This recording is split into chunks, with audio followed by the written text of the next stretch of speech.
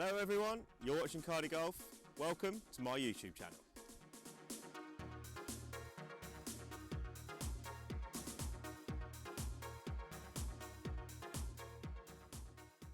Hi guys, how are you all? Welcome back. You're with CardyGolf. We've got the team here today. Although Sam's not with me at the moment, but that's because he's outside getting warmed up.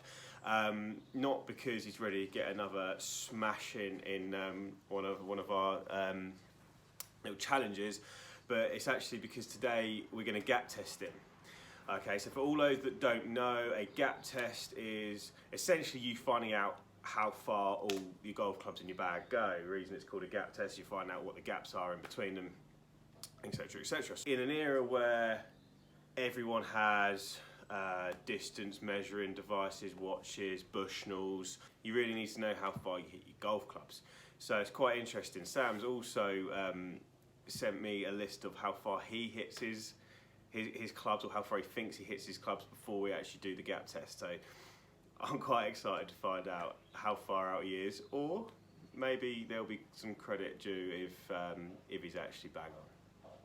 We're going to chat to you as we go. You're going to see how it actually works. He must be warmed up by now. Let's go. Right, mate. So you're loose. You just cleaning your shoes. You're just cleaning your shoes. Are you ready to go?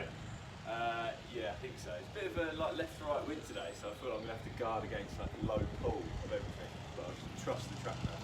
Here's right, there is a little bit of a left to right wind today, and it is quite windy, but the TrackMan actually has a normalizer function. You can find out all about it on the TrackMan website, I'm sure. What that basically means is every shot that Sam hits, yeah, okay, we're in a driving range today with limited distance golf balls, left to right wind, it's a little bit chilly, etc, etc, but the TrackMan normalizer will give you results for a premium golf ball, 0 wind, 0 altitude, and your pro can set his TrackMan or her TrackMan up for whatever temperature you want.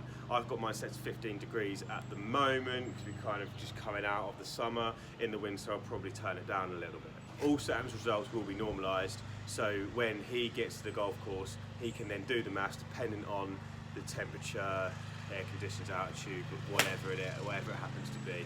Alright, there's no point in you going away from a gap test knowing how far you hit limited distance range balls and left to right wind. So Sam's behind me, he's got his pitching wedge out. He's also written down in his notes here how far he thinks he hits his clubs. We're going to start with the pitching wedge.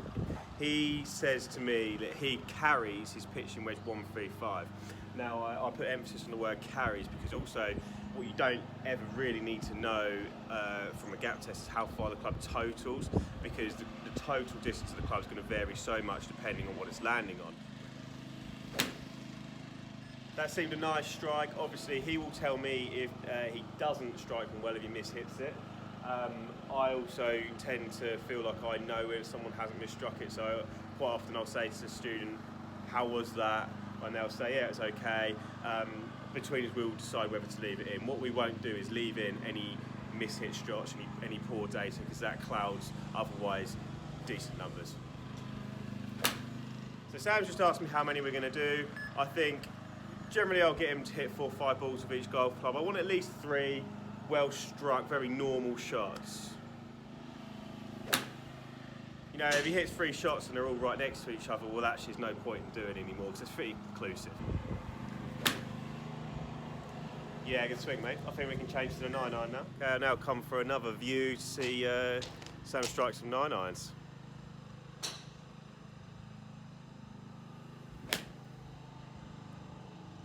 What was that one like, mate? Bit heavy. That one might be getting deleted. Yeah, as you can see, it was a little bit heavy. It's actually shorter than his wedge shots. How was that one? Bit thin. Okay, so Loading the game is an overcorrection. a gap test can last as long as it takes a player to actually strike a few golf shots. Hey, we got a strike. We can carry on. So we've moved on to 8-iron now.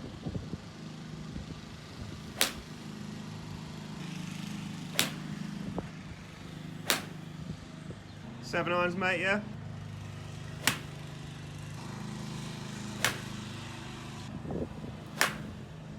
Do we not like that last one? That last one's a groove low. Or two. So interestingly there, Sam's just hitting 7 irons. How far do you think you carry 7? Should be 175-ish, I'd say. 175, yeah, and he's written in his notes 175. Now he's just had one, or he's just hit a couple there. One carried 174, the next one carried 176. So actually, it looks like he's pretty much bang on there. He suddenly hit one that carried 182.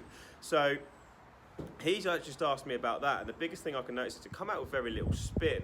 It come out with under 6,000 revs of spin, when really you expect a 7 iron to have more over 7,000. So basically, you just got a bit of a fly, which can happen.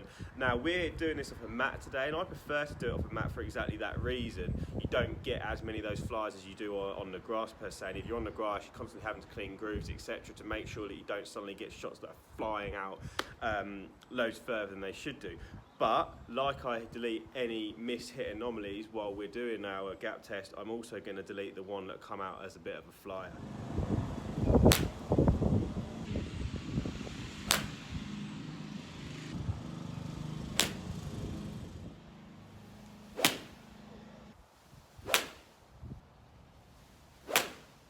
We're on to 4 iron now, mate. 4 iron.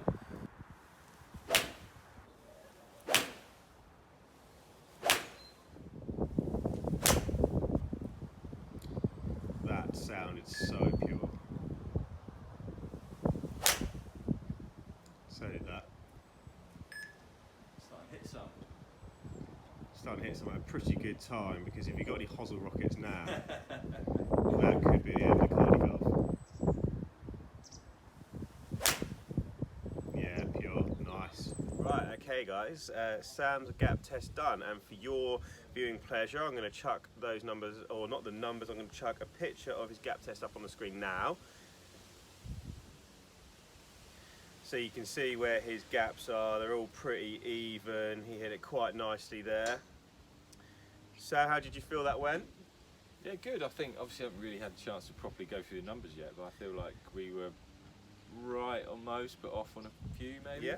So that's what we're going to do now. So Sam's still got in his notes where he thought he carried the golf ball with each club until now. So we're going to make that comparison. So we started with pitching wedge, didn't we? And how far did you feel like you carried pitching wedge? 135 was my original number. 135. So his average from today was actually 143.6. So carry. Really? So that's the first one where he was a little bit out, and I remember being surprised at this, and actually does get a lot better, guys, don't panic. Alright, so 143.6 is his pitch and wedge carry distance. So then we went on to the 9 iron. How far did you feel you carried 9 iron?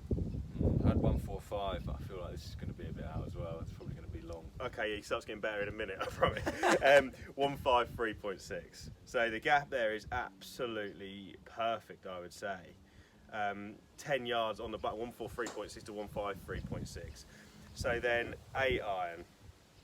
I said 160. 160, and it was 163.6. How weird is that? It's quite handy to remember. Literally 10 yards. So 7 iron? I said 175. It's not 173.4, is it? No, it's not. It's 175.2. So 0.2 of a yard away from absolutely perfect there. So what did you think for 6 iron? 185 I went.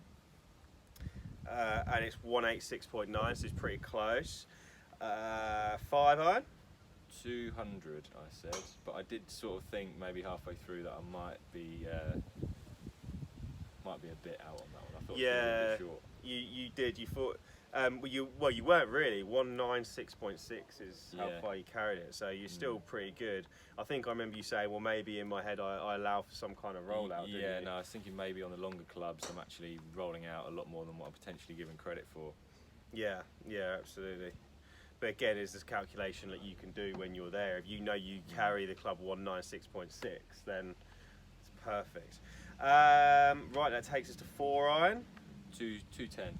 210. He fought 210 to 208.7, so 209. So he's really close again. Obviously, you expect a good player to be really close. God knows how he's been getting away with those pitch and wedges and 9 irons for the last year or so. And then on to 3 iron. I said 230. You did say 230, which is 20-yard gap between 3 and 4. And I kind of called him on it, I think off camera earlier, and said, are you sure there's that bigger gap? And he was absolutely right, 229.3, it was pretty much spot on. Why do you feel there's such a big gap there? Well, basically I've got one of the big chunky 3-irons. My normal set is quite a small, kind of, not quite a blade, more of a muscle back set. That's up to my 4-iron, and then obviously I've got a nice big graphite shafted 3-iron, which just gives me a bit more leeway when it comes to strike, and then also gives me a bit more distance as well, which is why that 20-yard gap's there. Yeah, which makes complete sense. Great point. So we only did the irons today with Sam just to give you guys a real flavour of what you would do in a gap test. Obviously I would recommend it so highly because without actually knowing how far your clubs go, you're guessing all the time, and guesses can be wrong. And even we saw with a real elite performer like Sam, he was a long way out with his pitching wedge and his 9-iron. So really, based on today, he could save himself a few shots over the next 6 months or so. So folks, definitely get in touch with your local PGA pro, as long as they have got TrackMan or something similar, and go and get yourself gap tested, because you don't know how many shots that's going to save you. And we'll see you next. Thank you so much for watching.